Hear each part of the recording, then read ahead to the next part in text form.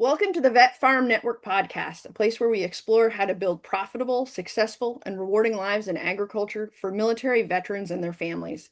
Today's guest is John Klar, a farmer, author, and food freedom advocate from Vermont, a state with a long agricultural history rooted in small farms and local food systems.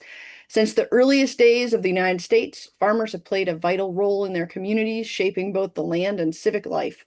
John carries on that tradition with decades of hands-on experience raising sheep and beef cattle using pasture-based systems. In addition to his work on the farm, John is the author of Small Farm Republic and a strong advocate of the right to farm movement. Through his writing and public commentary, he digs into the real-world challenges facing family farms today, drawing on lived experience and a clear understanding of how policy, economics, and on-the-ground decisions affect farm viability and resilience. We're pleased to share that John will be a featured speaker at the Veterans in Farming Indiana State Meeting taking place March 28th, 2026 at the Sheraton Indianapolis City Center Hotel in downtown Indy.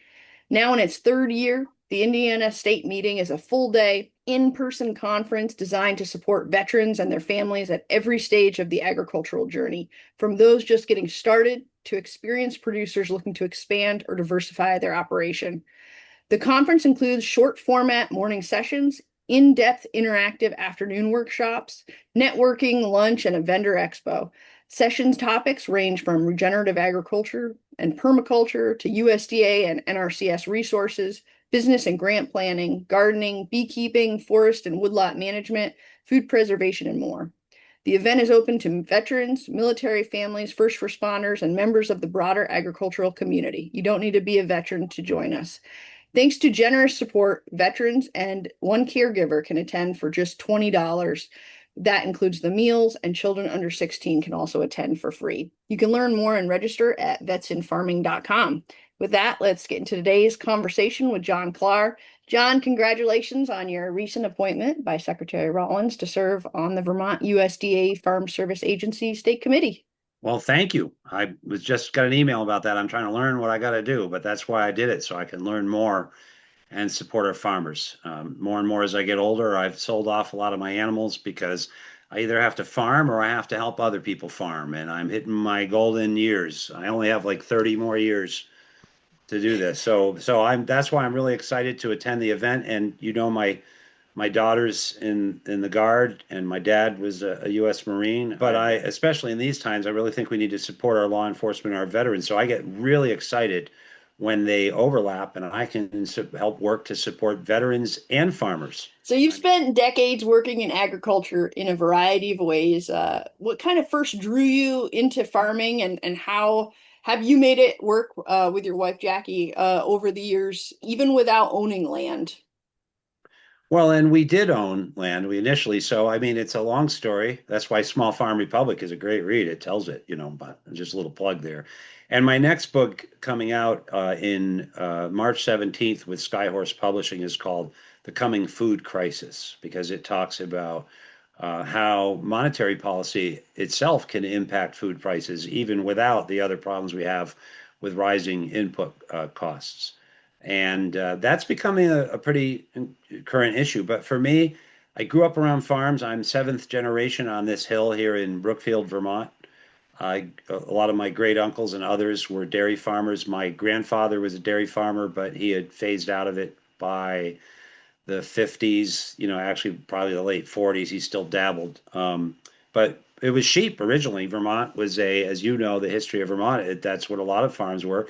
And they were all really sufficiency farms. We weren't really even exporting a lot to other states. And then Vermont started to provide food to Boston and other cities. And so what happened with me was I was practicing law. Now maybe people will quit this interview because they find out I'm a lawyer. So you didn't point that out, I don't think. But I have a background in tax law and finance, which becomes very important when we're looking at the regulatory structures and the markets that are destroying small farms.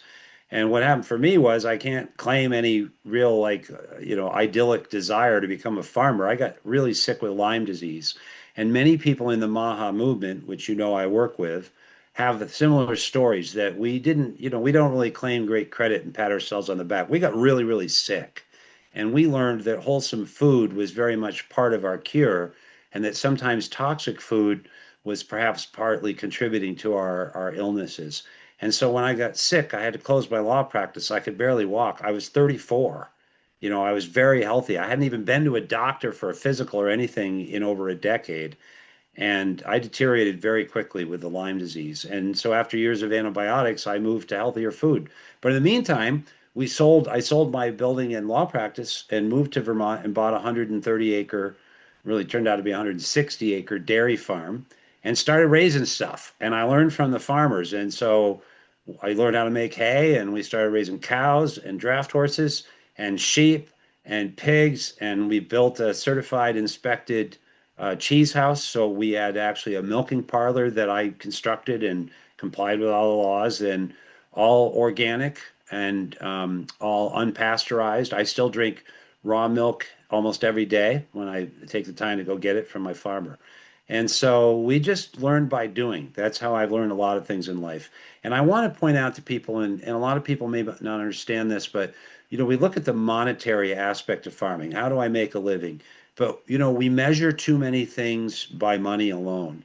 And I can say now in hindsight, I didn't do it for that reason, but that was the best thing I could have ever done for my children. My three children was to raise them on a farm. They work 7 days a week without pay in arduous work. They learn where their food comes from. They eat well. I mean, they are so well off now in life and set up for life in its adversity because they haven't been raised up to be soft and complaining and getting paid and weekends off and all that. Everything's easy for them now because farming was hard, and they all loved it.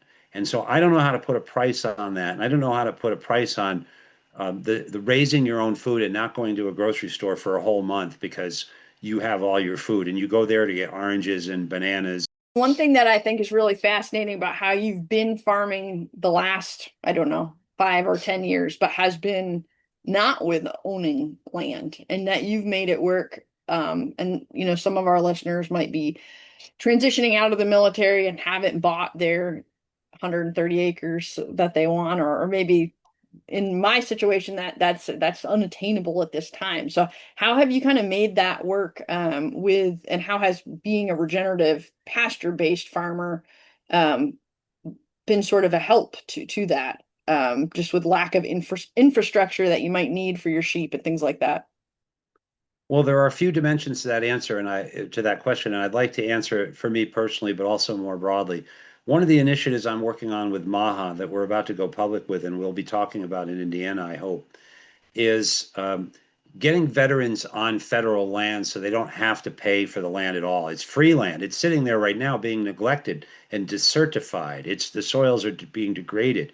It has to be mowed with fossil fuels and labor and expense when it could be mowed by cows on solar panels. I mean grass, what I call God's solar panels. It's already right there. For my part, when we downsized, we rent a small place here, and so we got a pretty good deal here because it's cheap rent. It's a pretty rough house. It's kind of hard to heat. It's an 1850s house.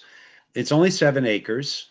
And but our landlady loves us because we take care of the place, and so so sometimes you can find that, sometimes you cannot.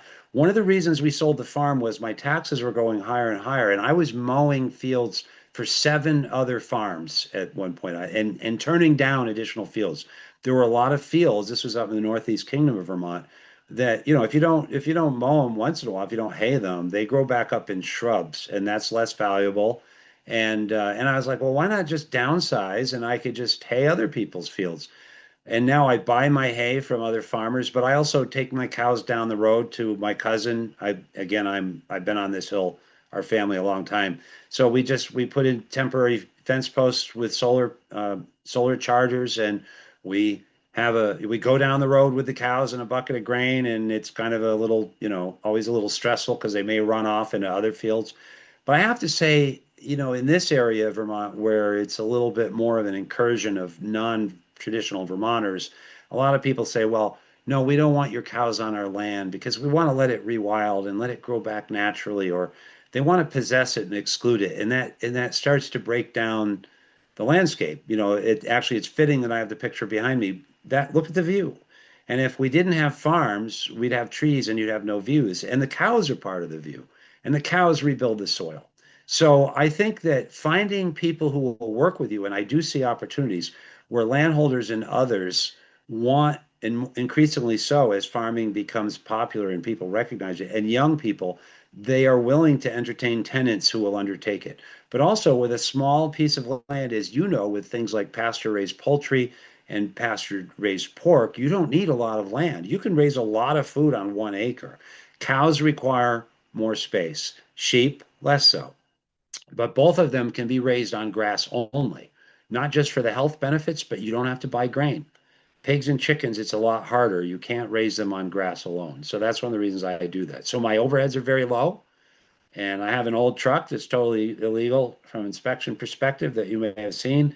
You have to, there are two ways to get rich, my grandmother used to say, make more money or spend less. And farming is about spending less. So, it's a creative process and it's a journey that's more than just money. You're maybe not going to get rich in your bank account, but it's priceless what it'll do for your health. And farming also keeps you exercising every day. You don't need to go to the gym. You have to get up and go do your chores every day, even if you got the flu, by the way. What was your history with on-farm slaughter? Do you mind diving into that for a minute, telling us a little bit about that fight that you went through in the state of Vermont? Well, that's really how I got involved in this, all of this, and as an activist, because the state of Vermont showed up one day and told me I could no longer sell halves of beef from my farm, which we'd been doing at that point for about 20 years. And as a lawyer, they didn't know I was a lawyer. I was like, "Well, why is that?" Oh, well, health and safety. And I was like, well, how is selling half of a beef different from selling a whole beef when they're both the same halves? Actually, we quartered them. And how is it helpful to compel me to take the animal in a truck and stress it out and mix it in with other cows? How is any of this beneficial? And they really couldn't answer my questions. And so I actually called a press conference and announced that I was going to continue slaughtering and selling of halves of beef in defiance of Vermont state law to prove that it was unconstitutional. And I was joined by other farmers and custom processors and itinerant slaughterers who some have been doing this for generations. And we know from USDA FSIS data and other data that nobody gets sick from my cows. Nobody's getting sick. There aren't recalls of grass-fed local cows. We do a good job. We take good care of our animals. It's in the large CAFO operations, and we start having huge recalls of 30,000 pounds or more of meat because you ground one sick cow in with all the rest of them. If you get a burger from a farmer like me, you can find out its name if you want to know. But the point of that is, and that's the other aspect of what you asked. When I started doing this about 26 years ago now, we were getting $2.40 a pound hanging for lamb. And right now, I can't meet the demand at $10 a pound hanging for lamb. That's hard to, I'm not competing with the grocery store and importing more than half of our lamb in this country from New Zealand and Australia. That's good to help their economy. I don't know how good it is for the climate and the ecosystem to be transporting it all the way from halfway around the world when I can raise it right here on my grass-fed solar panels here or my grass solar panels. Um, More and more people are willing to pay a premium. The customer base for those that can afford it, they will pay it. And that also includes processing fees because they want to know the animal was treated well. They want to know that the fat is good for them instead of bad, like grain fed, and they want to know it doesn't have antibiotics and hormones in it. Well, I'm really excited about you joining us in Indiana, and I think it's going to be a really good time. And I'm excited to learn more about regenerative farming from you. So I really appreciate you joining us today and sharing just a little bit of your experience and perspective and stories from the farm. We appreciate the work that you continue to do for small farms and our local food systems. And we really look forward to having you speak at the Veterans in Farming Indiana State Meeting. To learn more about Veterans in Farming, our upcoming events, and ways to get involved, visit vetsinfarming.com. You can also find us on Facebook and Instagram, where we share resources, updates about our events, and stories from veteran farmers across the region. Farm on.